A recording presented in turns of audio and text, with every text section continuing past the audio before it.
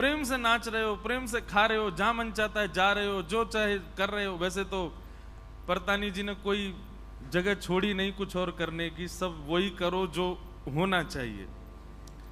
पर आप लोग स्वच्छंद होते करने में, तो किसी को कोई संकोच हो ऐसा कुछ लगता नहीं मुझे ही नहीं है। और मुझे तो क्यों ही हो, हमारो लाला को घर है, हम तो यहाँ आनंद करने आए हैं, ठाकुर ही हमारो बैठो यहाँ पे, तो हम संकोच क्यों करें। पर फिर भी किसी के यहां जाते हैं तो संकोच होता है। संकोच कहां नहीं होता, जहां अपनापन होता है। नई नई बहू घर आए तो कुछ समय संकुचित रहती है, पर जैसे जैसे वो अपनाने लगती सबको, ये पति हैं, ये जेठ जी हैं, ये देवर जी हैं, देवरानी है, जेठानी है, सास है, ससुर है, ये उनके बच्चे हैं, धीरे धीरे जब वो उनको अपना ही मानने लगती है तो फिर संकोच धीरे धीरे कम कर देती। पर यहां तो पहले दिन से ही हम लोग निसंकोच हैं। भले ही हमने ना माना हो, लेकिन पंडरीनाथ ने निश्चित हमें अपना मान रखा है, इसीलिए इतना सब कुछ करने का सौभाग्य निसंकोच भाव से हमें मिल रहा है। अच्छा, एक बात, नए घर में आपको संकोच हो ये तो है ही, पर नए घर में जिसके घर में गए हो वो भी तो ये चाहता है कि कोई मेहमान मेरे यहां आए तो अपने मन से कुछ ना करे, मुझसे पूछ के करे, भाई मेरा घर है, होता है। अब आपके घर में आके सीधे कोई आपके फ्रिज ही खोल ले, आपकी अलमारी खोल ले, अच्छा थोड़ी लगे। लेकिन यहां हमने सब खोल दिया, पंडरीनाथ भगवान ने मानो सब हमारे लिए ही रखा हो।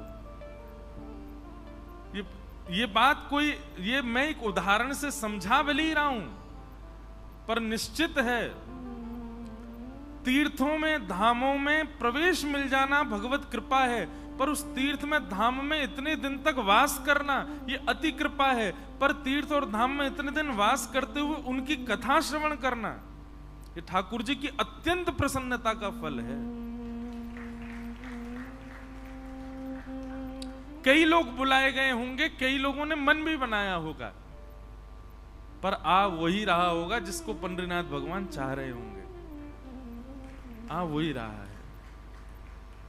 कितनी बार ऐसा होता है कि आप नियम बनाते हैं, हमसे पूछो, हमारी साल भर की कथाएं 2-2 साल की अब बुक हो जाती हैं, पर अब मुझे ऐसा अनुभव होने लगा है कि भले ही मैंने अगले अगस्त में किसी को डेट दी हो, कंफर्म नहीं है कि मैं जाऊंगा,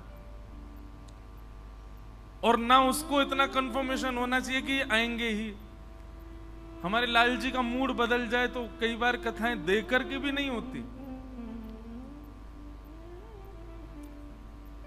इसमें मेरी और आपकी इच्छा नहीं है, ठाकुर जी की इच्छा है। और जब आप वैष्णव धर्म का पालन करते हो, जब आप भक्ति पथ पर चलने लग जाते हो ना, तो आप विचार करते हो, लेकिन पूर्ण करना ना करना ही ठाकुर जी के वश में होता है। सौभाग्य है हमारा कि हम उस भूमि पर बैठे हैं जहां पर पूरे विश्व में नाथ की प्रतीक्षा विश्व करता है, पर जहां भक्त की प्रतीक्षा के लिए ठाकुर जी खड़े हैं। ऐसा ये पंढरपुर।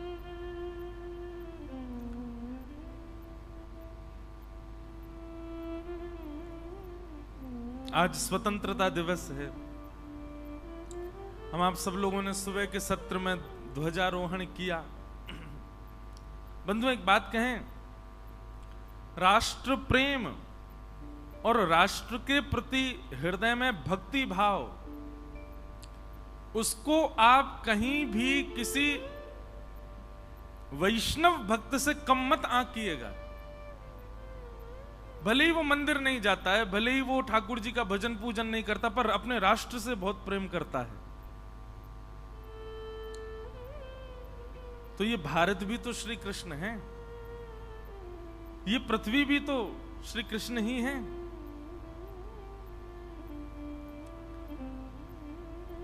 राष्ट्र से प्रेम करने वाला भी कोई वैष्णव से कम नहीं, कोई भक्त से कम नहीं। उसको भी यदि चरणों में प्रणाम कर लिया जाए तो एक संत को प्रणाम करने के समान ही फल मिलेगा।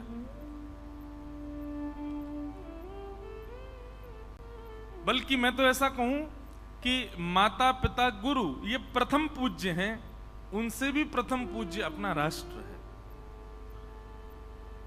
पृथ्वी ने ही हमको 4 धाम प्रदान किए, इसी भारत ने। इसी भारत ने ही हमको वृंदावन प्रदान किया, इसी भारत ने ही पंढरपुर प्रदान किया, इसी भारत ने जनाबाई प्रदान की, इसी भारत ने गोस्वामी तुलसीदास प्रदान किए, इसी भारत ने स्वामी विवेकानंद प्रदान किए, इसी भारत ने ही सब संतों को प्रदान किया, सब भक्तों को प्रदान किया, एक से एक श्रेष्ठों को प्रदान किया। आज जिनके कहे और जिनके पद चिन्हों पे चल के हम कुछ बन पा रहे हैं, वो सब भारत से मिले हैं हमें। अरे कहां तक कहें, हमारा विदेशों में नाम नहीं जानता कोई, पर हमारा चेहरा देख करके लोग समझते कौन है, हिंदू है, इंडियन है। हमारे राष्ट्र से हमारी पहचान, तो हमारे प्रथम पूज्य तो हमारा राष्ट्र है, हमारा देश है।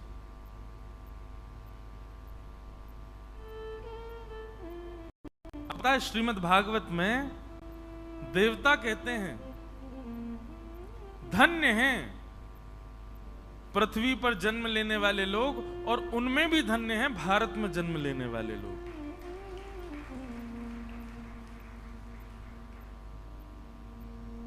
भारत में जन्म लेने वालों की देवता भी प्रशंसा करते हैं। आपको पता है देवता, मैंने पहले दिन ही कहा ना, देवताओं को ठाकुर जी की सेवा और कथा सुनने का अवसर नहीं मिलता, वो इतने व्यस्त हैं। अब सूर्य हैं, एक दिन की भी छुट्टी नहीं, एक सेकंड की छुट्टी नहीं होती सूर्य की। जब से सूर्य का प्रादुर्भाव हुआ है तब से लेके आज तक कोई वैकेशन नहीं है सूर्य नारायण के। सुबह उगते हैं, शाम को अस्त होते हैं। अस्त कहां होते हैं? दूसरे देश में प्रकट हो जाते हैं। अस्त ही नहीं होते, चलते ही रहते हैं। चंद्रमा चलता ही रहता है। 33 कोटि देवता पूजनीय भले ही हैं, पर उनके पास में समय नहीं है। उनको व्यस्त कर रखा है ठाकुर जी ने। और किसके लिए व्यस्त कर रखा है? बोले मेरे वैष्णवों के लिए अनुकूल व्यवस्था करते रहो, ताकि वे कथा सुन सकें, वे भजन कर सकें, वे कर्म कर सकें, वे धन कमा सकें, वे शयन कर सकें, वे जाग करके अपने कार्य कर सकें। हम लोगों की सेवा में लगा रखा है ठाकुर जी ने सबको। कथा सुनने का, सेवा करने का, तीर्थों में जाने का, ये सौभाग्य हम मानवों को मिला। इसलिए भागवत में देवता पंचम स्कंद में कहते हैं कि भारत में जन्म लेने वाले लोग कितने भाग्यशाली, इनका कितना बड़ा सौभाग्य है। तो आज हमारे देश का स्वतंत्रता दिवस है। आप सबको बहुत बहुत बधाई, सबको बहुत बहुत शुभकामना। अब ये तो रही अच्छी अच्छी बात, रसगुल्ला खिला दिया, चलो अब थोड़ा सा छाछ पिलाएं आपको। वैसे रसगुल्ला पे छाछ पी नहीं जाती। दूध की सामग्री पर कभी भी छाछ और दही मत पी लेना, नहीं तो विस्फोट हो जाएगा। करके देख लेना एक बार। पर कई लोगों के पेट ऐसे हैं कि वो सब पचा लेते। हमारे एक पंडित जी हैं, वो चाय भी पी लेंगे, छाछ भी पी लेंगे एक ही समय पे। कौन से हैं ये नहीं बताऊंगा।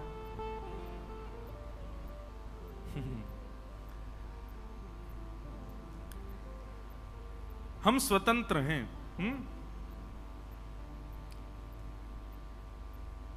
स्वतंत्र देश हुआ था, पर हमारी मानसिकता आज तक स्वतंत्र नहीं हो पाई।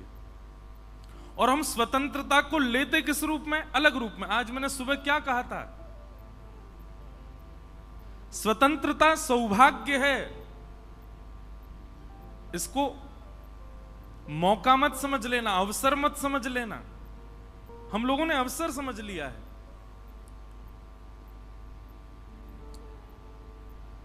हम लोगों की मानसिकता, हम लोगों के भाव विचार अभी तक स्वतंत्र नहीं हो पाए।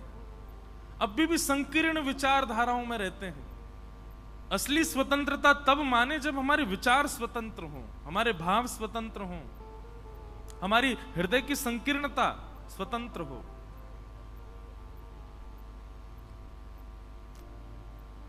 भारत में लोगों के अंदर पवित्रता बहुत है। 2 बार नहाएंगे, सुबह भी नहाते हैं, कई लोग रात को भी नहाते हैं। प्रेस किए हुए धुबे हुए कपड़े पहनते हैं, बाल काट करके सुंदर स्वच्छ बन करके घूमते हैं। पवित्रता बहुत है लेकिन स्वच्छता नहीं है। विदेशों में स्वच्छता बहुत है, पवित्रता बिल्कुल भी नहीं है। विदेशों में आपको साफ सफाई बहुत दिखेगी, रोड बिल्कुल क्लीन है, घर बिल्कुल साफ है, सब लोगों के बड़े कूड़ा कचड़ा भी जेब में धर के घूम लेंगे, वो जब डस्टबिन आए तब फेंकेंगे, सब कुछ, पर पवित्र नहीं है। भारत में लोग पवित्र बहुत हैं लेकिन स्वच्छता नहीं रखते। शंकर जी के मंदिर जाएंगे, पवित्रता से जाएंगे, बिल्व पत्र धो के ले जाएंगे, धतूरा धो के ले जाएंगे, सामग्री सब धो के ले जाएंगे, लेकिन वहां जाकर के सब फैलाए आएंगे। स्वच्छता नहीं है, पवित्रता बहुत है।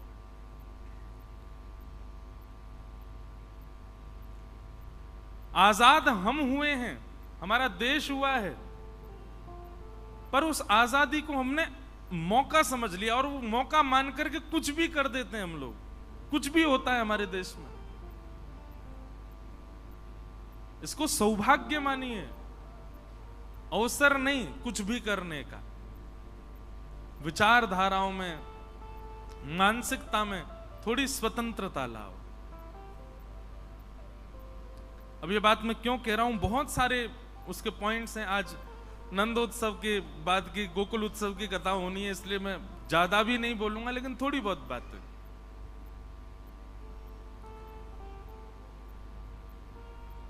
अभी युग ऐसा हो गया है कि वैष्णव होना एक प्रकार का अपराध जैसा हो गया है।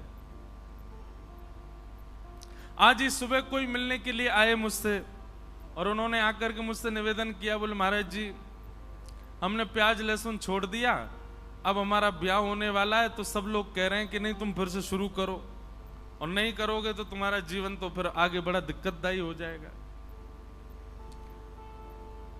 हमारी कथा में आने वाले अधिकतर युवा भाई बहन हैं और वे सब कथा सुनकर के वैष्णव धर्म को अपनाते हैं, वैष्णवता को अपनाते हैं। लेकिन माता पिता इस बात से घबरा जाते हैं, ये अगर वैष्णव हो गया, ये अगर भक्त हो गया, तो इसका जीवन साथी कैसे मिलेगा। हमें एक बात बताओ, आपको चिंता इस बात की होनी चाहिए कि ये वैष्णव हो गया तो आगे जीवन साथी कैसा मिलेगा, कि इस बात की होनी चाहिए कि कहीं नशेड़ी हो गया तो क्या होगा। लेकिन अभी आप इस बात को बहुत ध्यान से सुनिए, आप सब जानते हैं, कोई बताने की ज्यादा, सब जानते हैं आज की डेट में व्यसनी होना बालकों का इतनी चिंता नहीं होती माता पिता को, लेकिन भक्त हो जाए तो माता पिता को चिंता हो जाती है।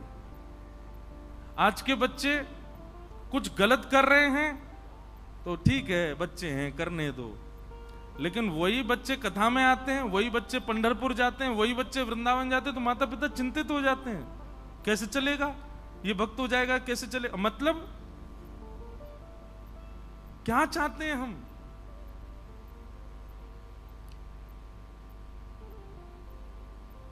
हम धोती पहनते हैं, बगलबंदी पहनते हैं, मैं ऐसे ही रहता हूं। अब जब से कथा प्रारंभ की तब से अपने आप छूटता चला गया सब, अब सब जगह मैं ऐसे ही रहता हूं। अब कई जगह लोग बाग मेरी ही उम्र के मुझे ही देखते हैं, बोले आप हमेशा यही पहनते हो। सुबह क्रिकेट खेलने जाते हैं, कई जगह कथा में अधिकतर खेलता हूं, पंढरपुर में नहीं खेला मैं अभी तक। आज मुझे किसी ने बैट ही गिफ्ट किया, मैंने कहा भाई ग्राउंड और गिफ्ट कर यहां खेलने की जगह ही नहीं मिली। तो क्रिकेट खेलने भी हम धोती पहन के जाते, तो वहां भी लोग आप धोती पहन के खेलते हो। मैंने कहा बेटा ये जो पैंट और जीन्स और ट्राउजर है ना, ये अंग्रेज दे के गए थे, असली स्वतंत्र तो मैं हूं, आज भी हिंदू वेशभूषा में रहता हूं।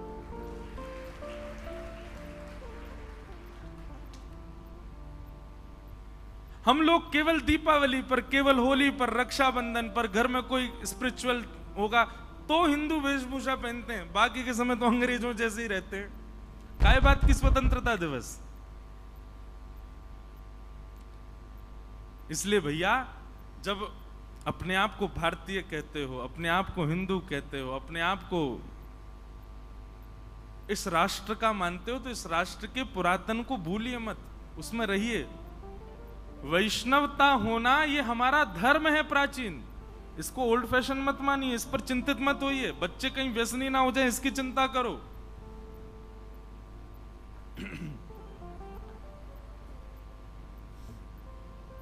और रही बात आपकी वेशभूषा से, आपके वैष्णव धर्म से, आपके खान पान से यदि किसी को परेशानी है तो ऐसे के संग रहना ही क्यों है?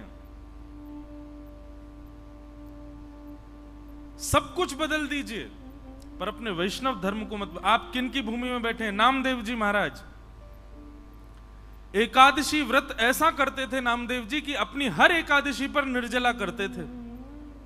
मैंने कल एक बात कही थी, व्रत कभी भी अपनी मनोकामना की पूर्ति के लिए नहीं करना है, व्रत सदैव प्रसन्नता के लिए करना है। प्रसन्न होके गौरव करके व्रत किया करो कि हाँ प्रसन्नता, एक्साइटमेंट होनी चाहिए कि मेरा व्रत है आज। नाम जप करते समय एक्साइटमेंट होना चाहिए, प्रसन्नता होनी चाहिए। वो पूर्ति नहीं है बस कि मुझे 16 माला पूरी करनी है बस, नहीं। नामदेव जी महाराज एकादशी व्रत करते थे और एकादशी के दिन जल भी नहीं पीते थे। और सुनिए, नामदेव जी का केवल इतना ही नियम नहीं था, नामदेव जी के संपर्क में जो आ जाता था एकादशी के दिन, मजाल क्या कि वो कुछ खा जाए, उसको भी भूखा रखते थे। आज कुछ नहीं खाओगे, आज एकादशी है। और नामदेव जी किसी को यदि पाते देख लेते थे एकादशी पर, पकड़ के ले जाते, चंद्रभागा में स्नान करो, कुल्ला करो, आज एकादशी कुछ नहीं पाना। एकादशी के दिन अन्न में पाप का निवास होता है। कल एकादशी है, लाखों की भीड़ आएगी कल पंढरपुर में, आज ही दर्शन कर आना सब लोग। अच्छा, मेरा पता नहीं क्यों आज बहुत मन हो रहा था कि अंतिम दिन मैं भी लाइन में लग के जाऊं दर्शन करने। वहीं से चंद्रभागा से सुबह लगे हैं लाइन में। वो भी तो एक सुख है ना। ठाकुर जी प्रतीक्षा करते हैं, लेकिन हम प्रतीक्षा वाले मार्ग से ही नहीं गए तो फिर वो क्या आनंद। जाते जाते एक बार जरूर करके जाना, वो लाइन में 4 घंटा खड़े होके फिर दर्शन। वास्तव में सुख तो तभी मिलता होगा जब 4 घंटे की प्रतीक्षा के बाद प्रियतम दिखाई दे। प्रयास ही नहीं किया और दिख गए, वो प्रेम थोड़े। तो श्री नामदेव जी महाराज की निष्ठा ऐसी थी, वो स्वयं तो व्रत करते थे, किसी और को भी खाने पीने नहीं देते थे। पूरे पंढरपुर में महाराज नामदेव जी की एकादशी निष्ठा का खूब वर्णन होता था। एक बात याद रखिएगा, जब भी आप कोई सद निष्ठा धारण करते हो, सद व्रत धारण करते हो, तो आपकी परीक्षा प्रकृति नहीं स्वयं ठाकुर जी लेते हैं। फिर मैं भी तो देखूं इसका नियम कैसा। एक वैष्णव मुझसे बोले, महाराज जी हम तो नियम ही इसलिए रख रहे हैं कि ठाकुर जी तोड़वाएं, कम से कम ठाकुर जी को इस बहाने हमारी याद तो आएगी। आप कहते हो कि परीक्षा ठाकुर जी लेते हैं, तो ठाकुर जी आए। श्री नामदेव जी की एकादशी थी और श्री पंडरीनाथ महाराज, पंडरीनाथ भगवान एक ब्राह्मण विप्र का रूप धारण करके नामदेव जी के घर पहुंच गए। और महाराज ठाकुर जी जैसी एक्टिंग दुनिया में कोई नहीं कर सकता। एक दीनहीन से ब्राह्मण बनकर के पहुंचे और नामदेव जी के द्वार पर जाकर के ऐसे गिरे। नामदेव जी ने जैसे देखा, अरे कोई विप्र ब्राह्मण आया है, दौड़ करके गए, दौड़ करके उठाया, हाथ पांव कांप रहे हैं, ठाकुर जी के वृद्ध सा रूप धारण करके आए हैं। नामदेव जी ने बिठाया, बोले भगवान कहां से आए हैं और ये आपका स्वरूप ऐसा क्यों हो रहा है, क्या दिक्कत क्या हो गई आपको? ठाकुर जी बोले, बहुत दिन से भूखे हैं हम, भोजन प्रसाद कुछ पाया नहीं है। अरे भैया हमने सुना तुम बहुत बड़े वैष्णव हो, आपके घर पर कुछ बना होगा, हमें पवा दो। नामदेव जी बोले, वो तो ठीक है पर आज तो एकादशी है, आज कैसे पवा दूं? ब्राह्मण देवता बोले, आपत्ति कालीन मर्यादा नास्ती, आपत्ति काल में मर्यादा नहीं देखी जाती। भाई तुम्हारे सामने किसी के प्राण निकल रहे हैं और उसमें तुम ये देखोगे एकादशी और ये वो है। बोले वो ठीक है, मैं आपको दूध पिला दूंगा, मैं आपको फल खिला दूंगा, लेकिन अन्न तो नहीं खिला सकता। ब्राह्मण देवता बोले इतने दिन का भूखा प्यासा, दूध फल नहीं खाना मुझको रोटी सब्जी दाल चावल खिलाओ। नामदेव जी बोले क्षमा करें भगवान, आज एकादशी है, द्वादशी हो जाने तो फिर पवा दूंगा। ठाकुर जी तो और ज्यादा कांपने लगे और कहने लगे, बोले अगर तुमने मुझे नहीं खिलाया तो मेरे प्राण निकल जाएंगे, मेरे प्राण निकल रहे हैं, अरे देखो देखो मेरे प्राण निकल रहे हैं। नामदेव जी बोले तो फिर अच्छी बात है, एकादशी के दिन प्राण निकलेंगे तो वैकुंठ जाओगे सीधे, लेकिन अन्न तो नहीं खिलाऊंगा। महाराज ठाकुर जी कहने लगे, कैसे व्यक्ति हो तुम, अरे मेरे प्राण निकले जा रहे हैं, आसपास खड़े लोगों से इसको समझाओ, मुझे भूख लगी है, मुझे कुछ पवा दे। आसपास के लोग बोले, आप हमारे घर चलो, ये तो ऐसा ही है, किसी को खुद भी एकादशी करता है, दूसरों को भी नहीं खाने देता, इससे छुप छुप के खाना पड़ता हम लोगों को, आप हमारे घर चलो, हम खिला देंगे। नामदेव जी बोले, अब मेरे सामने आप आ गए, अब मैं जाने नहीं दूंगा, क्योंकि मुझे पता आप जाके खाओगे, और मेरा ये नियम है कि मैं एकादशी पे किसी को नहीं खाने देता, बैठे रहो। भगवान फल खा लीजिए, दूध पी लीजिए, आपसे प्रार्थना, पर अन्न नहीं खाना, आज एकादशी है। ठाकुर जी ने चरम रूप धारण किया और महाराज बिल्कुल ऐसे हो गए, बस प्राण निकल ही रहे, गला पकड़ने लगे, कांपने लगे, शरीर पूरा कंपायमान होने लगा। आसपास के लोग नामदेव जी को सुनाने लगे, अरे नामा वो प्राण त्याग देगा भाई। बोल कोई बात नहीं, वैकुंठ जाएंगे, और मैंने रोका तो नहीं है, फल खा लें, दूध पी लें, अन्न नहीं खाने दूंगा। और ठाकुर जी ने ऐसी स्थिति कर दी महाराज की नामदेव जी के आगे उस विप्र रूप को प्राण त्याग ही दिए, शरीर ठंडा पड़ गया, सांसें रुक गई, नब्ज काम करना बंद, प्राण निकल गए। सब लोग राम राम राम कहने लगे, अरे ऐसी एकादशी काय बात की नामा, तेरे घर पर आकर, तेरी दहली पर आकर के एक ब्राह्मण ने प्राण त्याग दिया। नामदेव जी के नेत्र सजल हो गए, पंडरीनाथ भगवान का स्मरण करके बोले, एकादशी के दिन नाथ आप वैष्णवों के चित्त में विराजमान रहते हैं, आपकी प्राप्ति के लिए एकादशी निष्ठा एक बहुत महत्वपूर्ण कार्य करती है। मैंने उसकी रक्षा के लिए इनको अन्न नहीं खिलाया, पर हैं तो ये ब्राह्मणी, हैं तो एक दीनहीनी, मेरी वजह से इनके प्राण निकले हैं, तो ठीक है, इनके अंतिम संस्कार हम करेंगे, और अंतिम संस्कार में मैं अपने परिवार सहित प्राण त्याग दूंगा, मैं भी उस चिता में बैठ जाऊंगा, क्योंकि मेरी वजह से इनके प्राण गए। और एक चिता तैयार करके वो ब्राह्मण के शव को उस पर रख दिया, और नामदेव जी महाराज और अपने परिवार के रिश्तेदार जो जो एकादशी व्रत में, बोले सब बैठ जाओ चिता पर, हमारी वजह से इनके प्राण गए, हम भी जीवित नहीं रहेंगे। जैसे ही अग्नि प्रज्वलित करी और चिता में जैसे ही अग्नि प्रारंभ होने लगी, और ब्राह्मण तो अंतर ध्यान हो गए, पंडरीनाथ भगवान प्रकट हो गए, नामदेव जी को हृदय से लगा लिया, चिता से लेकर बाहर आ गए। अरे नामा, मैं तो देख रहा था तेरी निष्ठा कैसी, क्या समझ में आया?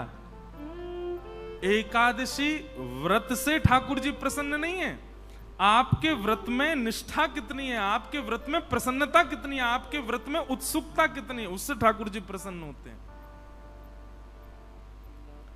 तो भैया ये जो वैष्णव भेष, वैष्णव स्वभाव, वैष्णव स्वरूप पर यदि आप ऐसा कहते हो, तुम खाने पीने लग जाओ, आगे का जीवन कैसे जियोगे, मॉडर्न बनो थोड़े, कोई मॉडर्न बनने की जरूरत नहीं है। और एक बात बताएं, सबसे ज्यादा मॉडर्न वैष्णव ही होते हैं, ये संसार के पुराने विचारधारा खान पान में लगे, ये कोई मॉडर्न है? हमसे बढ़िया मॉडर्न कौन होगा? हम एकादशी पर कुटू का अपनी जिह्वा के लिए पिज्जा तक बना देते हैं वैष्णव, हमसे बढ़िया मॉडर्न कौन? तो कहने का अभिप्राय भैया, स्वतंत्रता बुद्धि में लाइए, विचारों में लाइए, मन में लाइए, तब हम असली स्वतंत्रता दिवस मनाने के अधिकारी। तो पंढरपुर की भूमि है, कल हमने बड़े प्रेम और भाव से ठाकुर जी का जन्मोत्सव मनाया, पूरे ब्रजमंडल में महाराज आनंद हो रहा है, सब ठाकुर जी का उत्सव मना रहे हैं, नाच रहे हैं, गा रहे हैं, ढोल ताशे नगाड़े सब बजा रहे हैं। नंद घरा नंद भयो जय कन्हैया लाल की। नंद घरा नंद भयो जय कन्हैया लाल की। हे नंद घरा नंद भयो जय कन्हैया लाल की। नंद घरा नंद भयो जय कन्हैया लाल की। जय कन्हैया लाल की जय कन्हैया लाल की। जय कन्हैया लाल की जय कन्हैया लाल की। जय कन्हैया लाल की जय हो पंडरीनाथ की। जय कन्हैया लाल की जय हो पंडरीनाथ की। हे नंद घरा नंद भयो जय कन्हैया लाल की। हे नंद घरा नंद भयो जय कन्हैया लाल की। हाथी दिने घोड़ा दिने और दिनी पालकी। हाथी दिने घोड़ा दिने और दिनी पालकी। बालकन को लाडू पेड़ा बूढ़न गुलाब सी। बालकन को लाडू पेड़ा बूढ़न गुलाब सी। हे नंद घरा नंद भयो जय कन्हैया लाल की। हे नंद घरा नंद भयो जय कन्हैया लाल की। हरि है आज नंद राय के आनंद भयो। हरि है आनंद भयो। ओ हरि है आज नंद राय के आनंद भयो। हरि है आज नंद राय के आनंद। आनंद भयो। हरि है आज नंद राय के आनंद भयो। हरि है आज नंद राय के आनंद भयो। जय कन्हैया लाल की जय यशोदा लाल की।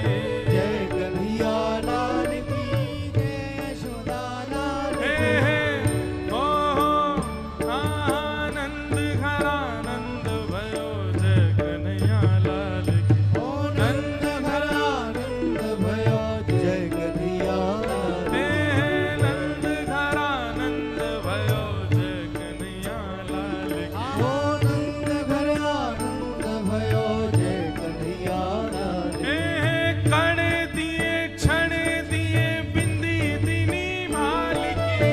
अरे दिने चढ़े दिने बिंदी दिनी बाल की। कंठा और कड़ूला दिने दिनी मुक्ता मालती।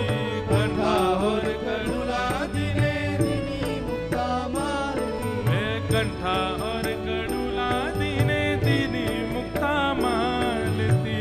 और करुणा दिने दिनी मुक्ता माल हे हे आहा ओ नंद घरा नंद भयो जय कन्हैया लाल की। आनंद घरा नंद भयो जय कन्हैया लाल की। हे हे नंद घरा नंद भयो जय कन्हैया लाल की। आनंद घरा नंद भयो जय कन्हैया लाल की। हे हे नंद घरा नंद भयो जय कन्हैया लाल की। आनंद घरा नंद भयो जय कन्हैया लाल की। ओ जय कन्हैया लाल ओ की। जय कन्हैया लाल की। ओ जय बोलो गोपाल ओ की। जय बोलो गोपाल। हाँ जय कन्हैया लाल की। आहा जय कन्हैया लाल ओ जय बोलो गोपाल की। जय बोलो गोपाल। बलनंद के लाला की। पूरे ब्रजमंडल में आनंद उत्सव मन रहा है। ब्रजमंडल के उत्सव की स्थिति केवल इतनी समझ लीजिए कि उस महा उत्सव के महासागर की बिंदु भी नहीं है जो हम लोग करते हैं। हम नाच रहे हैं, गा रहे हैं, उत्सव मना रहे हैं, आनंदित होते हैं, ये उस उत्सव की बिंदु भी नहीं है। ऐसा उत्सव हुआ ठाकुर जी का।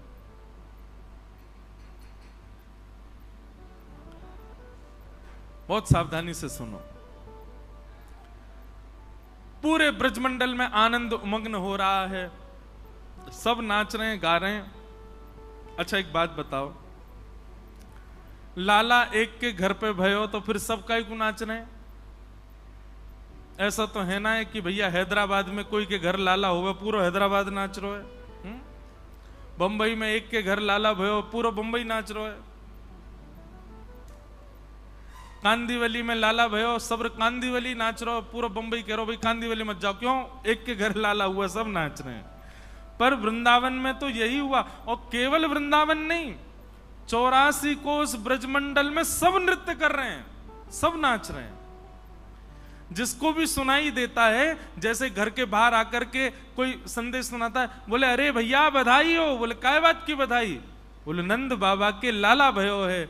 जैसे ही सुनते हैं नंद बाबा के लाला भयो, जिस स्थिति में हैं, माताएं भोजन बना रही हैं, भाई लोग अपने काम कर रहे हैं, बच्चे खेल रहे हैं, जैसे ही सुनते हैं कि नंद बाबा के लाला भयो, उसी स्थिति में खड़े होकर के नाचने लग जाते हैं। ऐसी स्थिति,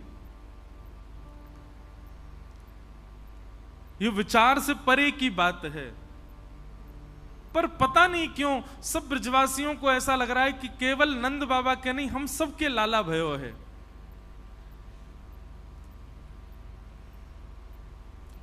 घर में कोई शुभ कार्य हो तो जिसके घर में शुभ कार्य, वो बंधन बार बांधता है, वो घर के बाहर कलश, मंगल कलश रखता है, वो घर के बाहर रोली से सुंदर रंगोली बनाता है, ब्राह्मणों को बुलाता है, अतिथियों को बुलाता है।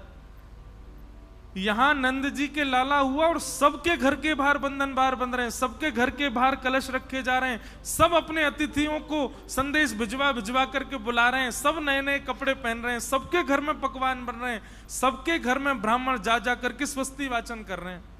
लाला तो नंद भवन में भयो, फिर सबके घर में उत्सव क्यों? ब्रजवासियों से कोई पूछे भैया तुम काहे को उत्सव मना रहे हो? बोले पता ना क्यों, जब से खबर सुनी है कि नंद बाबा के लाला भयो, ऐसा लग रहा है कि हमारे घर ही लाला भयो है, हमारो ही बालक भयो है, हमारो ही पोषक भयो है। सबके चित्त में अपनत्व की भावना प्रकट हो रही है ठाकुर जी के प्रति। नंद बाबा की स्थिति क्या है? अटारी पर खड़े होकर के जो हाथ पड़ रहा है वही लुटा रहे हैं। ये भी विचार नहीं कर रहे कि ये देना चाहिए कि नहीं। भाई कोई महंगी चीज किसी को देते हैं, कमरे में ले जाकर के गुप्त रूप से उसको बता के करके, और फिर बड़ा सहज, ये इतने की सामग्री आप रखो। नंद बाबा की स्थिति क्या है? लाखों के हार, लाखों के गहने, कछू हाथ पड़ जाए, कोई गलती से नंद बाबा से कहते बाबा मुझको तो एक हाथी चाहिए, मुनीम जी आके काजे हाथी लेके आओ, या को हाथी प्रदान करो, ऐसे नंद बाबा है गए। एक बात लिखिएगा, वैसे तो मैं कथा में बताया करता हूं, ठाकुर जी यदि आपके जीवन में आ गए तो आपके हृदय की स्थिति क्या हो जाएगी? सब लोग बहुत सावधानी से सुनो। ठाकुर जी यदि हमारे जीवन में आ गए तो हमारा स्वरूप स्वभाव कैसा हो जाएगा? पहला, तन की सुध नहीं होगी आपको। हमारे परतानी परिवार के सबका तो नहीं पता, मैं तो मिला भी नहीं सबसे, पर कुछ लोगों की स्थिति ऐसी हो गई होगी, वो कब सो रहे हैं कब उठ रहे हैं पता नहीं, वो कब भोजन कर रहे हैं, क्या खा रहे हैं पता नहीं, भोजन में क्या बना, अरे अच्छा ये भी बना था क्या, 4 लोग बात कर रहे थे तब पता चले अच्छा ये भी बना था। क्यों? कथा की व्यवस्था में, कथा के भाव में इतने आनंदित हो गए। वे चाहें, व्यवस्थापक चाहें तो अपने लिए समय निकाल के बढ़िया प्रेम से पा सकते हैं, लेकिन नहीं, वो इतने आनंद में भर जाते हैं कि उनको नहीं पता होता कि हम क्या कर रहे हैं। तन को जो जो सुविधा चाहिए, ठाकुर जी के आने पर आप उस सुविधा में कटौती करने लग जाओगे। पहली बात, आप पहले बहुत सस्ते संवरते थे, ठाकुर जी आ जाएंगे ना, फिर आपको यह भी नहीं पता होगा कि मैंने वस्त्र कैसे पहने, क्या पहने। कोई और टोकेगा, ए भाई तुमने कुर्ता उल्टा पहना है, अच्छा मुझे तो याद ही नहीं था। ऐसी स्थिति हो जाएगी। स्वरूप का भान नहीं होगा। सीधी बात, शरीर की व्यवस्था में जितने भी वस्तु आती सबकी लिस्ट बनाओ, सब अस्त व्यस्त हो जाएगी। ठाकुर जी आ गए तो आप ध्यान ही नहीं रख पाओगे। पहली बात, ठाकुर जी जीवन में आ गए तो दूसरी स्थिति आपकी क्या होगी? संग्रह की भावना खत्म होगी। संग्रह, ये रखूं, ये भी रखूं, ये भी कमाऊं, ये भी कमाऊं, ये भी रखूं, ये भी मुझे मिले, ये भी, ये स्थिति खत्म हो जाएगी। कैसी हो जाएगी? तू भी ले, तू भी ले, ए तू कहां जाता, तू भी लेके जा। सबको बांटने का मन करेगा, बांटने की स्थिति प्रकट हो जाएगी। कोई कहेगा 1 दोगे आप 5, ये ठाकुर जी के आने पर होगा, लुटवा देंगे सब कछु। ऐसी स्थिति कर देते हैं ठाकुर जी। ठाकुर जी जीवन में आएंगे तो संग्रह की स्थिति खत्म हो जाएगी, दान का स्वभाव प्रकट हो जाएगा। 2 बातें हो गई। ठाकुर जी जीवन में आएंगे तो तीसरी स्थिति क्या होगी? इतना भाव आ जाएगा मन में कि कोई इतना भी आपसे कह देगा ना, मैं तो आ रहा था, बहुत जोर से धूप लग रही थी, अब छतरी थी नहीं तो धूप में ही चलता हुआ आ गया। अब उसने सामान्य बात कही पर आपके नेत्रों से आंसू गिरने लगेंगे, इतनी दया हृदय में उमड़ने लग जाएगी। एक बात याद रखिएगा, ये पैरामीटर है ठाकुर जी से समीपता और दूरी का। कोई कितना भी अपनी दयनीय बात बतावे और आपके नेत्रों में सजलता क्या, आपके चित्त में दया भी ना आवे, तो समझो ठाकुर जी बहुत दूर हैं आपसे। और कोई सहजता बता दे कि मैं तो चलते चलते फिसल गया, गिर गया, मेरे तो कमर में लगे, इसी बात से आपके नेत्र सजल हो जाएं, बहुत समीपता है ठाकुर जी की। समझ में आई बात? अत्यंत सरल भाव सुनकर के भी आपका हृदय भर आवे तो समझो ठाकुर जी जीवन में आ गए हैं। और किसी के अत्यंत दयनीय स्थिति सुनकर के भी पत्थर हृदय बना रहे तो समझो ठाकुर जी बहुत दूर हैं अभी आपसे। तो तीसरी स्थिति क्या होगी? ठाकुर जी जीवन में आएंगे तो हृदय भाव से भर जाएगा, हृदय भाव से भरेगा। ये सब लिखने वाले पॉइंट हैं। चौथा पॉइंट, ठाकुर जी जीवन में आएंगे तो क्या होगा? किसी दूसरे की उपलब्धि खबर सुनते ही आप नाचने लगोगे, आपको अच्छा लगेगा, आप प्रसन्न हो जाओगे, मन करेगा वाह ठाकुर जी बड़ी कृपा आपने, जो भले ही अपना बालक फेल हो गया हो लेकिन दूसरे का कोई बालक श्रेष्ठ बन गया है, दूसरा व्यक्ति आपसे आगे निकल जाए, आपको उससे ईर्ष्या नहीं प्रसन्नता होगी। ऐसी स्थिति हो जाएगी ठाकुर जी जीवन में आ गए तो। कुछ पॉइंट्स हैं ऐसे, ठाकुर जी जीवन में आए तो क्या क्या होगा। कितने पॉइंट हो गए? कितने? जोर से बोलो। और सोने वालों को कोनी मार दिया करो, पुण्य मिलेगा। सत्य बता रहे, एक गोवर्धन की परिक्रमा का पुण्य मिलेगा आपको। और सुनो, जो बेचारा जग के कथा सुनना उसमें कोनी मारी तो फिर पुण्य कम होगा, जबरदस्ती कोनी नहीं मारना। अच्छा एक बात बोलूं, आज मुझसे कोई बोला, बोले महाराज जी आप कल कह रहे थे, परसों शिकायत कर रहे, कौन कौन लोग हैं बताओ तो। मैंने कि देखो हैं तो 2-3 ही लोग, पर 2-3 के चक्कर में पूरी क्लास को डांट पड़ती है। अब कौन है वो तो नहीं बताऊंगा, जिस दिन कथा पूरी करके जाऊंगा उस दिन छेड़ जाऊंगा उनको, तुम ही थे।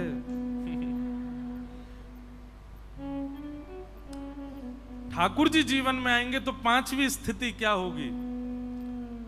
दूसरों में दोष नहीं दिखेगा, सब में गुण दिखाई देगा। मेरी लाख बुराई आपसे कोई कर दे, लेकिन मैं जब आपके सामने आऊंगा तो आपको वो दोष, अभी स्थिति क्या होती है कि एक बहुत विशेष व्यक्ति है, बहुत बड़े संत हैं, पर उनकी आपसे किसी ने 5 बुराइयां कर दी, उन संत के आने पर वो 5 बुराइयां दिखने लगेंगी आपको। हाँ सही कह रहा था, ऐसे ही है ये ऐसे ही है। लेकिन ठाकुर जी जीवन में आ जाएंगे तो कैसी स्थिति हो जाएगी? लाख बुराई आपसे कोई कर दे, पर वो व्यक्ति जब आपके सामने आएगा जिसकी बुराई आपने सुनी है, आपको तब उसमें गुण ही दिखेगा। और आप उस व्यक्ति से कहोगे जो दोष बता रहा, भाई तू इतने दोष बता रहा था पर मुझे तो वो अच्छा ही लगा। तुझे तो सभी अच्छे लगते हैं। सब अच्छे लगने लग जाएं, सब गुणवान लगने लग जाएं। ठाकुर जी के आगमन का एक सूचक है, एक द्योतक है। यही स्थिति हो गई है नंद बाबा की, यही स्थिति हो गई है यशोदा मैया की। अरे यशोदा मैया पूतना जैसी अनजान को भी लाला पकड़ा दे रही हैं अपना। कोई अनजान को अपना बालक देता है क्या? और वो बालक भी ऐसा नहीं कि 5-6 बालक हों, 80 वर्ष बाद इतनी मेहनत करके, इतनी देवताओं को मना करके, इतने नंद बाबा और यशोदा मैया ने तीर्थों में जा जा करके कितने देवताओं के सर टेके, तब जाकर के लाला भयो।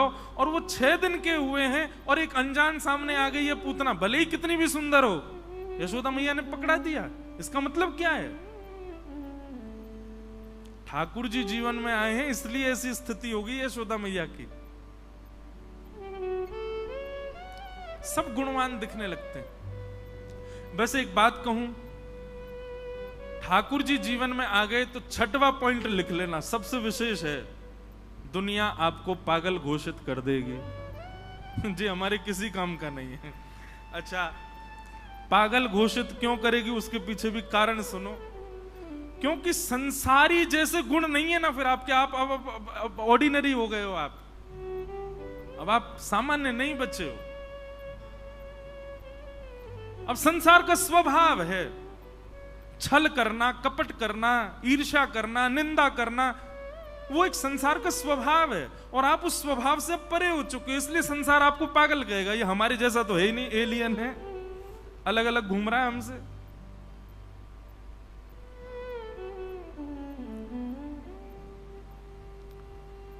मीराबाई से एक मनचले व्यक्ति ने कहा कि आप संतों की आज्ञा मानती हैं? मीराबाई बोली हाँ। एक संत ने मुझे आज्ञा की है, क्या? कि आप मेरे साथ सो जाओ। अब मीराबाई परम वैष्णवी हैं। मीराबाई कहती हैं आपको किसी संत ने आज्ञा की? बोले हाँ। ठीक है, संत की आज्ञा है तो मैं स्वीकार करती हूं। कैसे? हजारों भजनानंदी संत बैठे थे, बोले इन्हीं के बीच में ही विराजो मेरे पास, सबके बीच में विराजो। जब संतों की आज्ञा है तो फिर संतों को भी कोई भाव नहीं आएगा ना। उस व्यक्ति का हाथ पांव कांपने लगे, चरणों में गिर गया, कान पकड़ दिए, क्षमा कर दो मुझे। मैंने तो आपको ऐसे ही भाव से देखा, पर आपका भाव तो बहुत उच्च हो चुका है। वैष्णव होना बहुत बहुत बहुत उच्च प्रकार की बुद्धि का प्राप्त हो जाना है। फिर संसार जैसे लक्षण नहीं रहेंगे आप में। ठाकुर जी जीवन में आ जाएंगे, आप वैष्णव हो जाओगे तो संसार के आचार विचार व्यवहार जैसा भाव नहीं रहेगा आपका, आप उससे परे हो जाओगे। अच्छा एक बात, इसमें कई लोगों को ऐसा लग सकता है कि ठाकुर जी के जीवन में आने के बाद हम क्या बिल्कुल वैसे हो जाएंगे? मतलब क्या बोले उसको, चतुर का उल्टा क्या होता? भोला। क्या हम बिल्कुल भोले भाले हो जाएंगे? मतलब हमारे साथ कोई कुछ भी कर जाए? नहीं, अत्यंत विवेकी और हो जाओगे आप। आपको पता चल जाएगा व्यक्ति के केवल राम कृष्ण हरि, ये 3 शब्द उसने आपसे बोले, उसके स्वर से, उसके शब्द से ही आप पता कर लोगे कि इसके मन में विचार जो है वो उचित नहीं है। और कोई व्यक्ति संसारी बात करेगा तो भी आपको पता चल जाएगा कि ये व्यक्ति परम वैष्णव है। इतना विवेक प्रदान करता है ठाकुर जी का सत्संग। और ये बात मैं नहीं कह रहा हूं, शास्त्राज्ञा करते हैं। जाढ्यम धियो हरति सिंचति वाचि सत्यम, मानोन्नति दिशतु पापम पाकरोति, लक्ष्मी तनोति वितनोति च दिक्षु कीर्ति, सत्संगति कतय किम न करोति पुंसा। सत्संग सब प्रदान करता। तो नंद बाबा के यहां लाला भयो है सब नाच रहे हैं, गा रहे हैं, आनंद मना रहे हैं, सब उत्सव मना रहे हैं। सबको यही लग रहा है कि भैया हमारे घर ही लाला भयो है। आहा,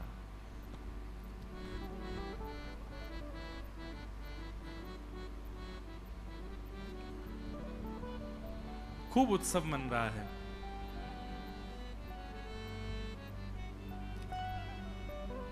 अवाद्यंत विचित्राणी वादित्राणी महोत्सवे, विचित्र विचित्र वाद्य बजा करके सब ब्रजवासी नाच रहे हैं, गा रहे हैं, उत्सव मना रहे हैं। 1 वर्ष तक उत्सव मनता रहा। और 1 वर्ष का उत्सव कैसा था?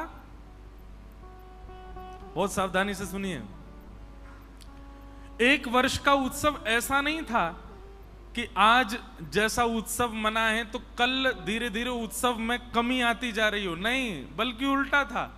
आज जैसा उत्सव कल उससे अधिक हो रहा है, परसों उससे भी अधिक हो रहा है, तरसों उससे भी अधिक हो रहा है। नित्य वर्धमान उत्सव चल रहा है वृंदावन में। सब नाच रहे हैं, गा रहे हैं, उत्सव मना रहे हैं। कंस के द्वारा भेजी गई एक राक्षसी पूतना वृंदावन को आई, गोकुल में आई है। अच्छा, एक संत के प्रवचन हम सुन रहे थे, वो बहुत अच्छी बात कह रहे थे और प्रमाणित करते हुए कह रहे थे कि नंद नंदन और देवकी नंदन कृष्ण कोई अलग अलग नहीं है, एक ही है। कई लोग ऐसा मानते हैं कि श्री ठाकुर जी का जन्म देवकी मैया के गर्भ से हुआ, यशोदा मैया के गर्भ से नहीं हुआ। ऐसा नहीं है। उनका भाव ऐसा था कि यशोदा मैया ने, अब प्रमाण तो उन्होंने श्लोकों के दिए, श्लोक मुझे अभी स्मृति में नहीं, पर प्रमाण ऐसा दिया कि श्री यशोदा मैया ने एक बालिका को जन्म नहीं दिया है, 2 जुड़वा बालक जन्मे हैं, एक पुत्र और एक पुत्री। और पुत्र कौन है? बोले नंद नंदन कृष्ण है। और पुत्री कौन है? बोले योग माया। तो जब वसुदेव जी अपने लाला को लेकर के यशोदा मैया के पास आए तो कहीं वसुदेव जी के चित्त में यह भाव नहीं आ जाए कि यशोदा मैया के पास तो लाला है, मैं अपनो लाला काई को दे के जाऊं। तो योग माया ने ऐसी दृष्टि कर दी कि वसुदेव जी को दूसरा लाला दिखाई नहीं दियो, उनको केवल लाली दिखाई दी। तो वसुदेव जी ने जैसे ही अपने ठाकुर जी अपने लाला पधराए तो देवकी नंदन कृष्ण जो हैं वो नंद नंदन कृष्ण में विलीन हो गए और योग माया को लेकर के वसुदेव जी वापस चले गए। कृष्ण एक ही है पर अंदर 2 शक्तियां विराजमान हैं। वंशी बजानी होती है, चोरी करनी होवे, गोपीन के संग रास विहार करनो, ग्वाल बालन के संग उधम करनो, तो वो कौन है? बोले वो नंद नंदन है। और जैसे ही राक्षस आ जाता है सोई बलवान हो जाते हैं। बोले ये कौन है? बोले ये देवकी नंदन है, ये चतुर्भुज ठाकुर जी हैं जो देवकी के यहां प्रकट हुए हैं। और यही सब लीला करते करते करते करते करते जैसे ही ठाकुर जी के मथुरा गमन का विषय आया तो अक्रूर घाट वृंदावन में पड़ता है, वहां जब अक्रूर जी स्नान करने के लिए गए तो रथ में बैठे हुए श्री कृष्ण जो हैं वो 2 रूपों में परिणत हो गए और देवकी नंदन कृष्ण जो हैं वो आगे की यात्रा पर चले गए। नंद नंदन कृष्ण तो वापस वृंदावन गए और कभी वृंदावन छोड़ के गए ही नहीं, सदा वृंदावन में रहते। अब सुनो बात, वही नंद नंदन कृष्ण जब 100 वर्ष तक देवकी नंदन कृष्ण से विलग रहे वृंदावन में, आज भी वृंदावन में ही है, तो द्वारिका में देवकी नंदन कृष्ण को अपने नंद नंदन स्वरूप की स्मृति आने लगी। अब जिनको समझ आ जाए समझ लो, ये ऊंची बात है। उनको याद आने लगी, बोले अब तो हम केवल पराक्रम वाले काम करते हैं, युद्ध करना, ज्ञान देना, ये राक्षस को मारो, उसको मारो, हमारा वो बाल रूप तो कहीं चला गया। बोले वो तो नंद नंदन कृष्ण है। तब नंद नंदन कृष्ण की जब याद आई ठाकुर जी को, कब याद आई? जब लीला पूरी करके जाने लगे। ठाकुर जी तो द्वारिका से ही प्रस्थान कर रहे थे, लेकिन तभी नंद नंदन कृष्ण की बड़ी स्मृति हुई कि वो ब्रज का स्वरूप कैसा था। ग्वाल बालाओं के गले में गलवैयां डाल करके घूमना, गोपियों के घर जाके माखन चुराना, बंशी बजाना, सुंदर सुंदर लीला करना, वो सब लीला तो बहुत पीछे छोड़े आयो मैं। ठाकुर जी को नंद नंदन कृष्ण की याद जैसे ही आई इतने में ही नेत्र खोल करके ठाकुर जी ने देखा तो नंद नंदन कृष्ण सामने ही खड़े हैं द्वारिका में। देखते ही ठाकुर जी ने दौड़ करके उनको हृदय से लगाया तो दोनों पुनः एक है गए।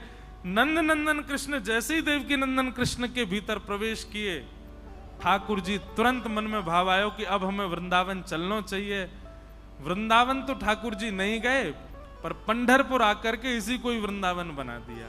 और यहीं पर ही श्री यमुना जी, श्री गिरिराज जी, ब्रजवासियों के साथ में गोपाल काला, ठाकुर जी सुंदर दही ओदन जैसे होता है वैसा बना करके यहां पर लीला कर रहे हैं, वंशी का वेणुनाद कर रहे हैं। ये गोपालपुर गांव के सामने जब आप जाएंगे चंद्रभागा जी में अंदर जो ठाकुर जी के चरण, जो वहां बैठ करके श्री कृष्ण ने वंशी बजाई, जबकि वृंदावन से जाने के बाद ठाकुर जी ने कभी वंशी नहीं बजाई।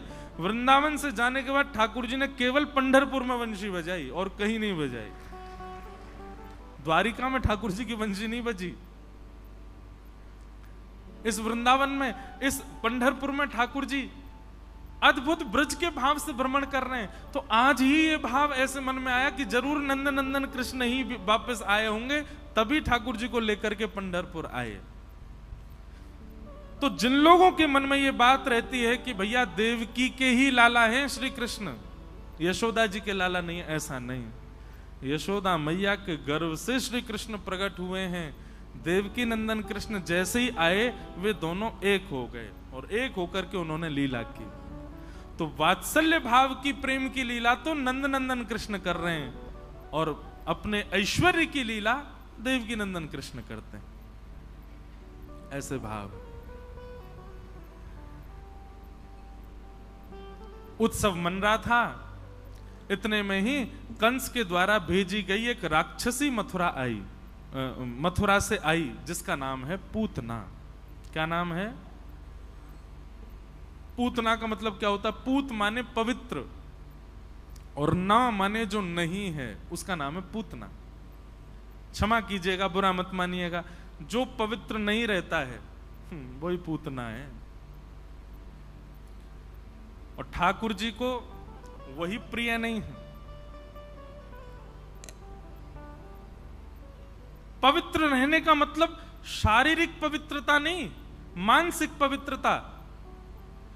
पूतना की शारीरिक दृष्टि से अगर देखोगे तो पूतना लक्ष्मी जैसी बन के आई थी, पूतना परम सुंदरी बन करके आई है, लेकिन फिर भी ठाकुर जी ने उसको स्वीकार क्यों नहीं किया? मतलब मुझे और आपको संकेत करना चाह रहे हैं, शरीर को नवा धुबा करके स्वच्छ रख के मानने वाले कि हम स्वच्छ हैं। पूतना बहुत सुंदर थी, बहुत स्वच्छ थी, लेकिन फिर भी ठाकुर जी ने उसको स्वीकार क्यों नहीं किया? हृदय और मानसिकता में अपवित्रता थी।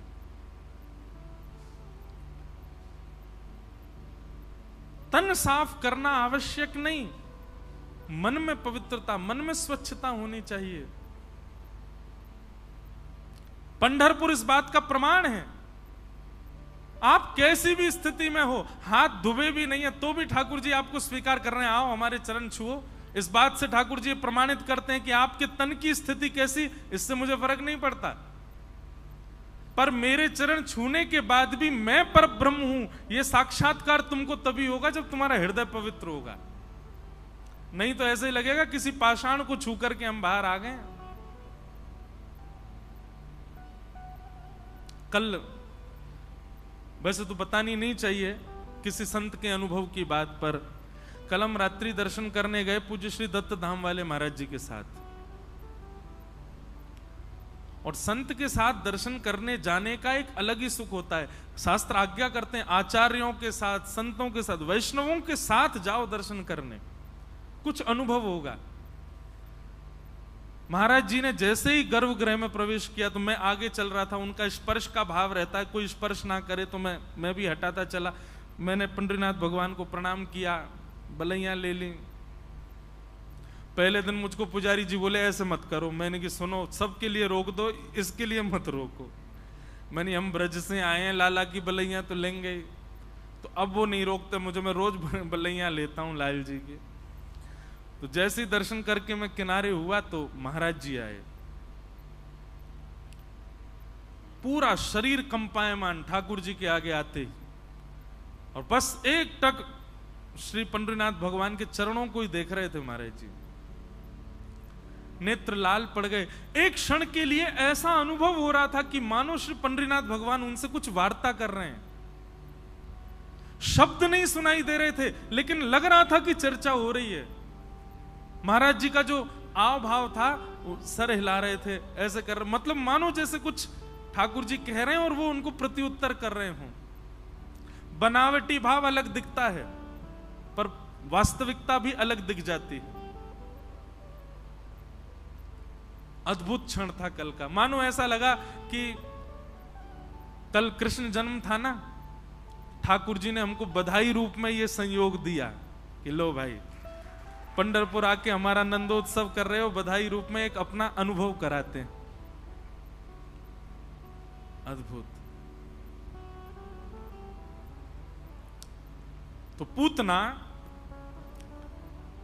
10 दिन के भीतर जितने बालकों ने जन्म लिया, सबको मारती हुई अपने पयोधर में विष लगा करके गई थी। इतनी सुंदर बन के गई थी कि उसके रूप को देख करके कोई भी उसको रोकता नहीं था। उसके रूप को देख करके कोई भी उसको रोकता नहीं था, सब उसको प्रवेश देते थे। घरों में जाती, बालकों को खिलाने की भावना से एकांत में ले जाकर के पयोधर पिलाती, विष पीते ही बालक मर जाते। उसने सोचा कि 10 दिन में जितने नए बालकों ने जन्म लिया सबको मारूंगी, इसी बीच में महाराज कंस का शत्रु भी मरेगा। सबको मारते मारते जैसे ही वृंदावन गोकुल पहुंची, गोकुल में आते ही पूतना ने जैसे ही प्रवेश किया गोकुल में,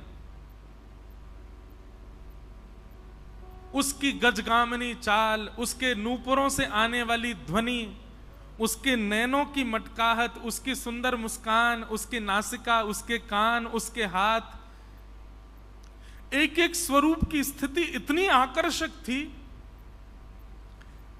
कि कई ब्रजवासी तो नंद घर आनंद भयो, जय कन्हैया लाल की नाच रहे हैं, गा रहे हैं, उत्सव मना रहे हैं।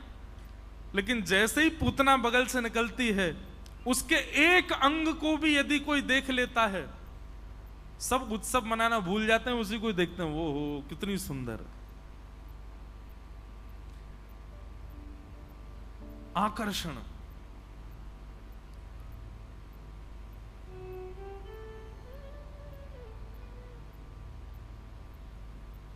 सबको मोहित करती हुई जा रही है। मैं कहता हूं कई ब्रजवासी बालक तो अपनी मैया के पास गए, मैया तू पीछे पड़ी रे, ब्याह कर ले, ब्याह कर ले, ब्याह, मेरो ब्याह करा दे मैया। बोले अच्छा, छोरी ढूंढ ली तेने? बोले हाँ मैया ढूंढ ली। कौन है? बोले वो आ रही देख। भाई ते करूंगा ब्याह मैया, देख कितनी सुंदर। पूतना का रूप इतना सुंदर कि सब आकृष्ट होते जा रहे हैं। और केवल पुरुष ही नहीं, गोपियां भी आकर्षित हो रही हैं। भागवत जी में वर्णन करते हुए कहते हैं कि गोपियों ने जब पूतना को देखा तो गोपियां मन में विचार कर रही हैं, अरे बहन देखो, ये नंद जी को लाला याकू देख करके तो हमको ऐसी लगी कि जे तो कोई नारायण भगवान तो नहीं है, और आज देख हमारी बात पे मोहर लग गई, वह नारायण को दर्शन करवे साक्षात लक्ष्मी आई है। ऐसी सुंदर ना कभी देखी, ना कभी सुनी, ना कभी सोची, इतनी सुंदर पूतना।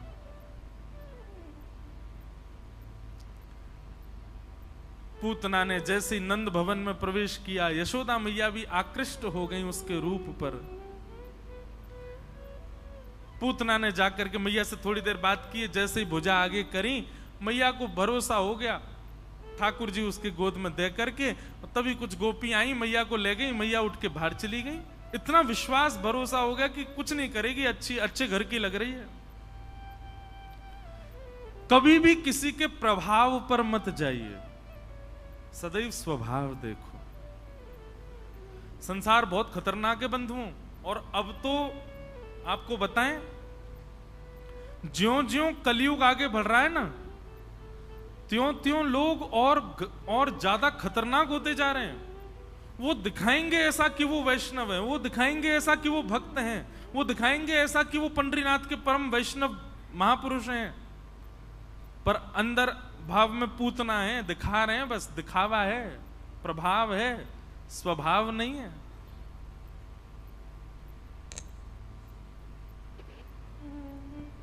इसलिए गुरुजनों की वाणी सुनते रहा करो, सत्संग करते रहा करो, ये आपको विवेक बुद्धि प्रदान करेगी। कोई कितना भी सुंदर हो, आप सत्संगी हो ना, तो आप इतना दोष नहीं देखोगे, पर इतना जरूर समझ जाओगे कि ये संग रहने लायक है कि नहीं, ये कहीं हमारी भक्ति में विक्षेप तो नहीं डाल देगा।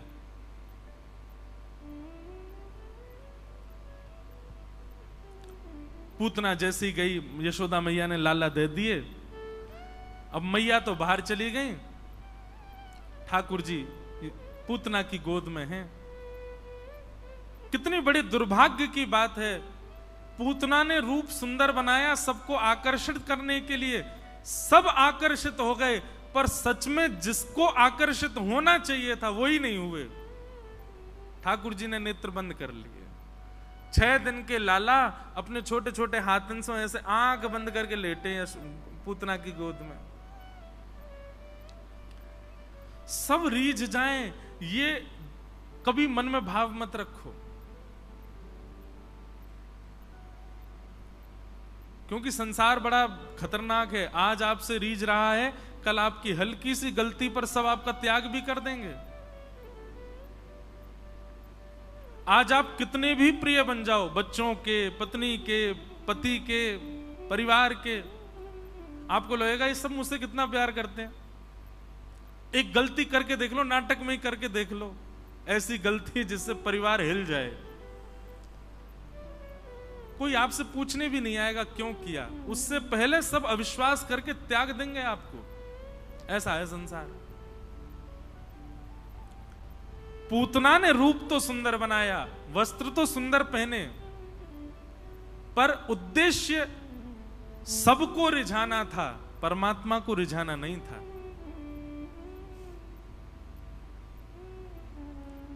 और सबको रिझाने की भावना से गई तो सब रीझ गए, लेकिन परमात्मा नहीं रीझे। ठाकुर जी के इतने समीप जाने के बाद भी भगवान के नेत्रों की अधिकारिणी नहीं बन पाई पूतना।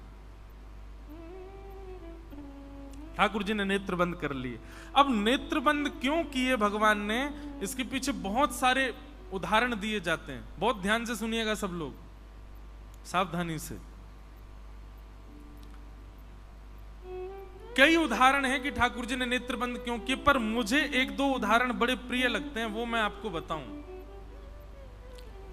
ठाकुर जी ने नेत्र बंद क्यों किए पूतना को देख करके?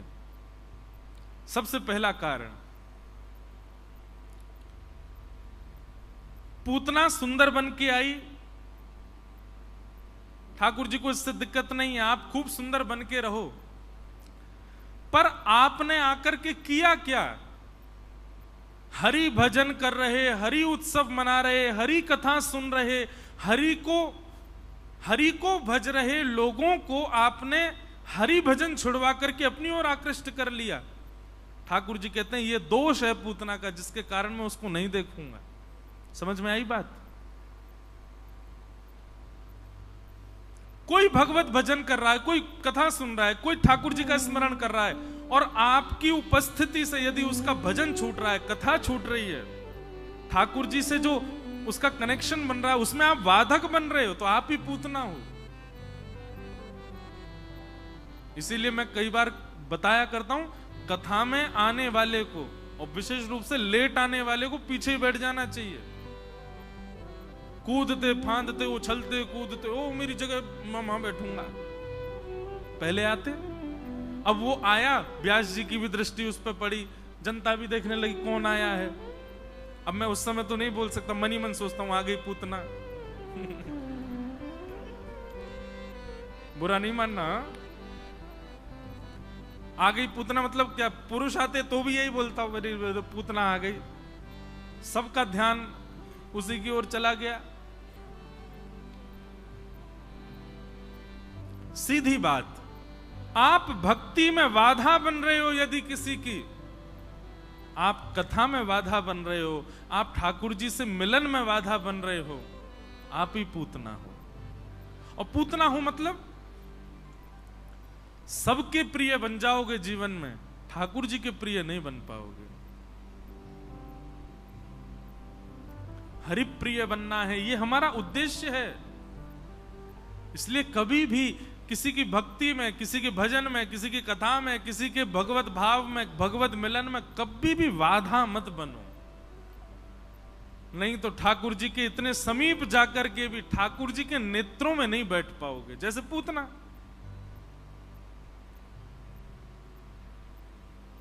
पहला कारण पूतना को न देखने का।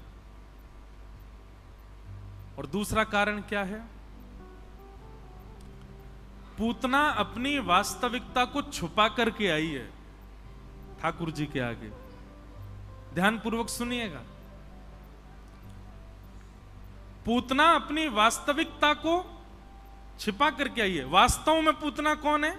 राक्षसी। वास्तव में पूतना कौन है? अपवित्र। वास्तविक में पूतना कौन है? जैसा दिखा रही है उसके बिल्कुल विपरीत है वास्तव में। इसलिए ठाकुर जी ने उसको नहीं देखा। अपनी वास्तविकता छुपा करके पूतना आई है, इसलिए ठाकुर जी के नेत्रों की अधिकारिणी नहीं बन पाई। और वास्तविकता दिखाने वाले के प्रति ठाकुर जी का स्वभाव क्या होता है देख लो।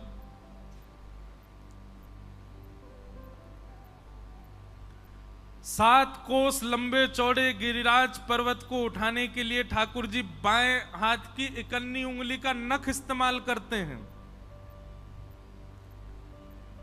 और वंशी उठाने के लिए 2 हाथ चाहिए इनको।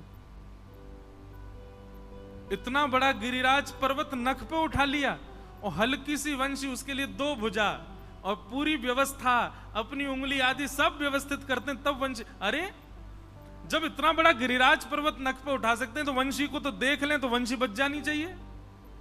लेकिन वंशी के लिए इतनी व्यवस्था क्यों करते हैं? दोनों भुजाओं का प्रयोग, अपने ओष्ठ पर विराजमान, अपने अधरामृत का पान अपनी उंगलियों से उसके चरण दबाना, ये सब क्यों? क्योंकि वंशी अपनी वास्तविकता छुपाती नहीं है। वो कहती है मैं पोली हूं, मुझ में 6 छिद्र हैं, मुझ में 6 तो नीचे छिद्र होते हैं, एक ऊपर 7 छिद्र हैं। मैं ऐसी हूं ठाकुर जी, मेरे अंदर कुछ रुकेगा नहीं, ये मेरा वास्तविक स्वरूप है। ठाकुर जी बोले वास्तविकता बताएगी तो अपने अधर पर विराजमान रखूंगा, और अपनी वास्तविकता छुपा करके आएगी तो अत्यंत समीप आने पर भी पूतना के भांति 2 नेत्र भी बंद कर लूंगा, देखूंगा ही नहीं मैं। क्यों? अपनी वास्तविकता छुपा रहे हो। ये सूत्र हैं।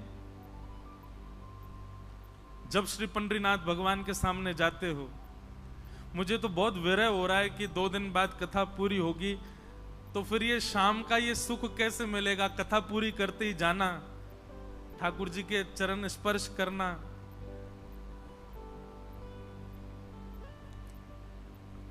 जब पंडरीनाथ भगवान के सामने जाओ,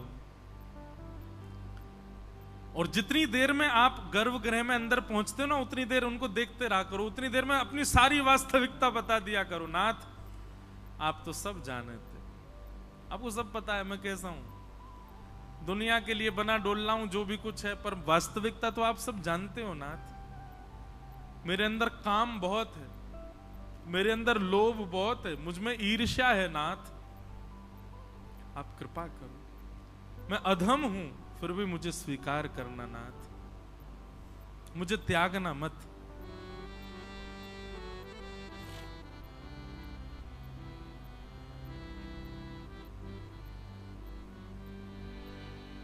एक भाव में गाया करता हूं श्री पंडरीनाथ भगवान के चरणों में। वहां तो खड़े होके नहीं गा सकता, पर यहीं से सुना दे रहे हैं।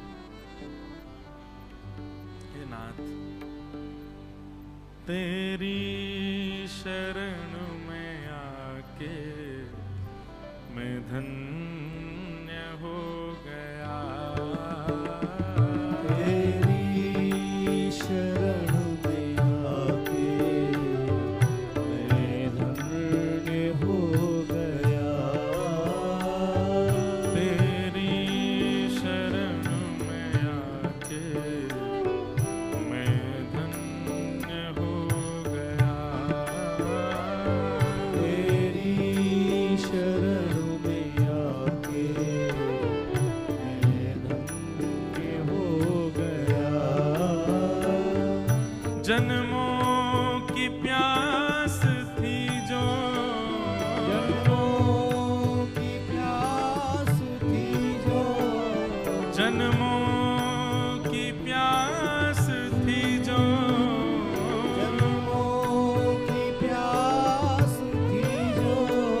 संपन्न हो गया, तेरी शरण में आके मैं धन्य हो गया, तेरी शरण में आके मैं धन्य हो गया। श्री पंडरीनाथ भगवान की।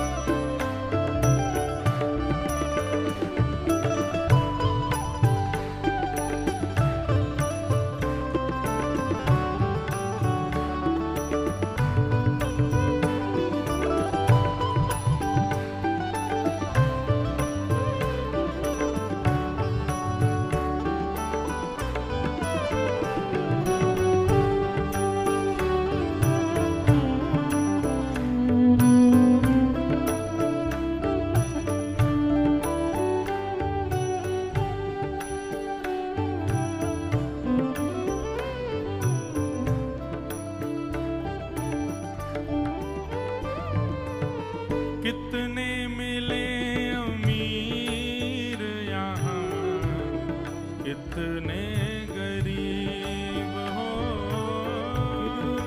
मिले सब लोग गाओ। अमीर यहाँ, कितने गरीब। कितने मिले अमीर यहाँ, कितने गरीब हो। कितने मिले अमीर यहाँ, कितने गरीब। पर आप मिल गए तो, पर आप मिल गए तो, पर आप मिल गए तो, पर आप मिल गए तो, वो धनवान हो गया। पर आप मिल गए तो, धनवान हो गया। पर आप मिल गए तो धनवान हो गया। पर आप मिल गए तो, धनवान हो गया।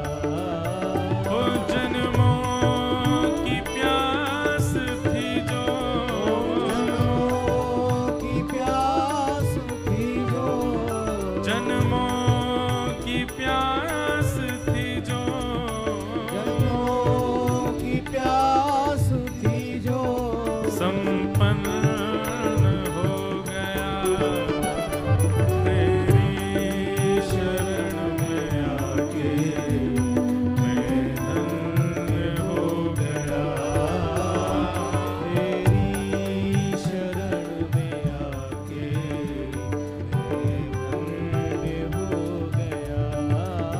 वो तुझको अपना बना के मैं धन्य हो गया, तुझको अपना बना के मैं धन्य। श्री पांडुरंग भगवान की।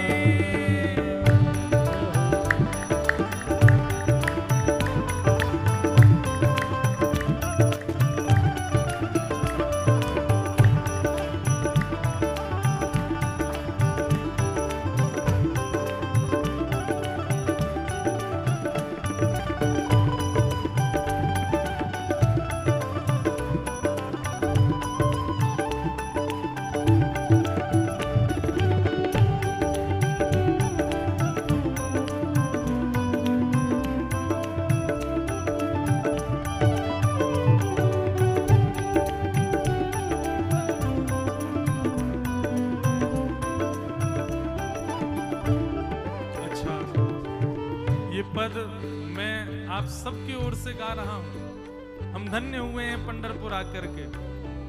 अब पता नहीं इसके बाद कब आना होगा, कौन कथा कराएगा, कौन बुलाएगा पंढरपुर। अपने आप ही दर्शन करने आ जाएं तो अच्छा है, बाकी कथा के लिए इतनी दूर कोई व्यवस्था बनावे, ये तो कोई ठाकुर जी की अनुग्रह होगा तो ही संभव होगा। जय हो। पर श्री पंडरीनाथ भगवान, मेरा तो आदत ऐसी कि तीर्थों में, धामों में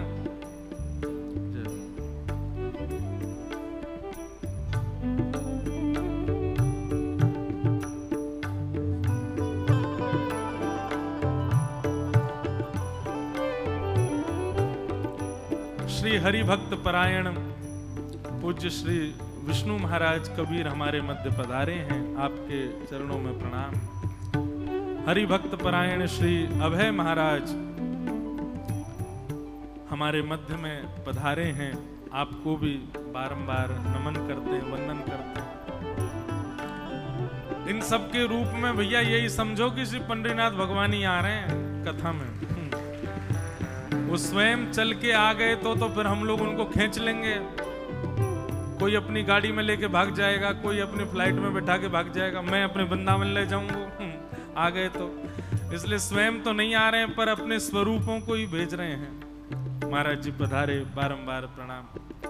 ठाकुर जी से प्रार्थना है कि नाथ इस बार तो आपने कृपा की, हमको बुला लिया, मुझे सौभाग्य दिया कथा सुनाने का, आप सबको सौभाग्य दिया कथा यहाँ बैठ के सुनने का। अब पता नहीं कब पंढरपुर कथा सुनाने आएंगे। दर्शन करने तो आएंगे ही, वो तो कहीं ना कहीं से बहाना निकाल के हम आ जाना है हमको, पर पता नहीं कथा करने अब कब, इतने दिन रुकने कब आएंगे। इसलिए ठाकुर जी से अभी प्रार्थना करके जा रहे हैं। करना कभी ना दूर प्रभु, चरणों से आप हो।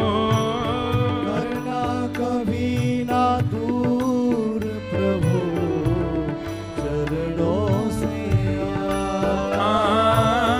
करना कभी ना दूर प्रभु, चरणों से आप हो। करना कभी ना दूर प्रभु, चरणों से करना कभी ना दूर प्रभु, चरणों से आप हो। करना कभी ना दूर प्रभु, चरणों से ओ चरणों के ही सहारे, चरणों के ही सहारे, हाँ चरणों के ही सहारे, चरणों के ही सहारे। भव पार हो गया। चरणों के ही सहारे, पार हो गया। ओ चरणों के ही सहारे, भव पार हो गया।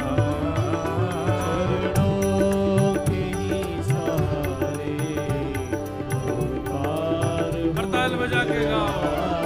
ओ जन्मों की प्यास थी जो, जन्मों की प्यास थी जो, जन्मों की प्यास थी जो, जन्मों की प्यास थी जो, मैं संपन्न हो गया तेरी शरण में आके, मैं धन्य हो गया। तेरी शरण में आके मैं धन्य हो गया। ए विठ्ठल माझा माझा मी विठ्ठलाचा, विठ्ठल माझा माझा मी विठ्ठलाचा, ए विठ्ठल माझा माझा मी विठ्ठलाचा, विठ्ठल माझा माझा मी विठ्ठलाचा, ए विठ्ठल माझा माझा मी विठ्ठलाचा, विठ्ठल माझा माझा मी विठ्ठलाचा, ए विठ्ठल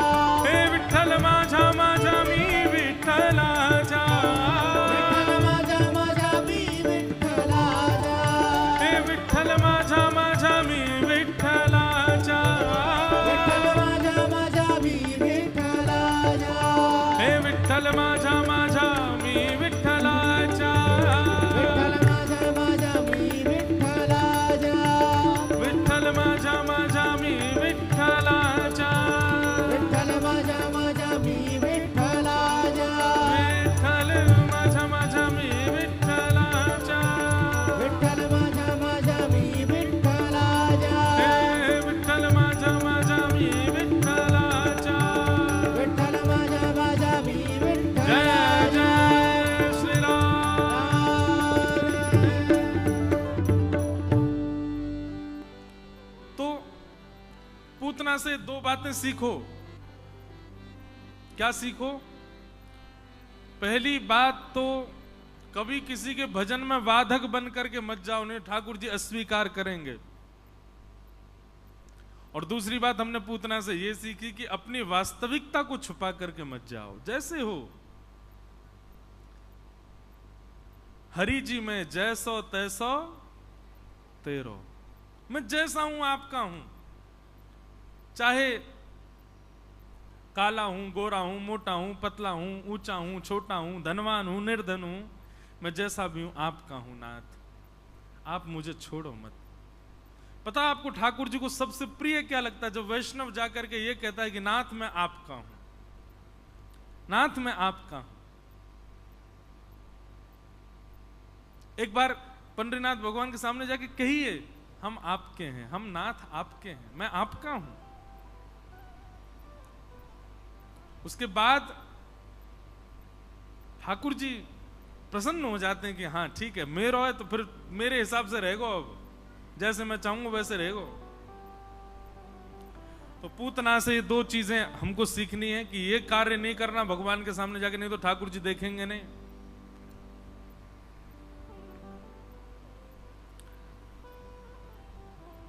पूतना ने भगवान को गोद में लिया, भगवान ने उसको देखा नहीं। जैसे ही पूतना ने अपना पयोधर भगवान के मुख में दिया, भगवान ने उसके पयोधर को पीना प्रारंभ किया। सबसे पहले तो उसके विष को पिया, उसके बाद दुग्ध को पिया, उसके बाद उसके रस तत्वों को पिया, पुण्यों को पिया, पापों को पिया, और सब पीते हुए अंत में प्राण पीने प्रारंभ किए। प्राण शमम रोष समन्वितो पिबत। और जैसे ही ठाकुर जी ने प्राण पीने प्रारंभ किए, पूतना व्याकुल होने लगी। सामुंच मुंचाल मित प्रभाषिणी चिल्लाने लगी, अरे बालक छोड़, मुंच मुंच, छोड़ो छोड़ो छोड़ो। ठाकुर जी को पकड़ करके दूर करने लगी, लेकिन ठाकुर जी ने इतने कसकर के पकड़ा है कि दूर ही नहीं कर पा रही है। अंत तो गत्वा भगवान ने उसके प्राण पी लिए, और जैसे ही प्राण पीने प्रारंभ किए, प्राण निकलते ही पूतना अपने वास्तविक रूप में आ गई। और जैसे ही वास्तविक रूप में आई, तब ठाकुर जी ने नेत्र खोल करके उसको देखा, बोले हाँ ये है तेरा रूप, बन के आई लक्ष्मी। हर व्यक्ति के साथ ऐसा ही होता है, मृत्यु के समय पर उसका असली रूप आ जाता है। कितना भी सुंदर क्यों ना हो, मृतक शिला पर सब भयभीत ही लगते हैं। कितना भी रूपवान क्यों ना हो, कितना भी गोरा क्यों ना हो, कितना भी प्यारा क्यों ना हो, मृतक सैया पर हर व्यक्ति भयभीत लगता है।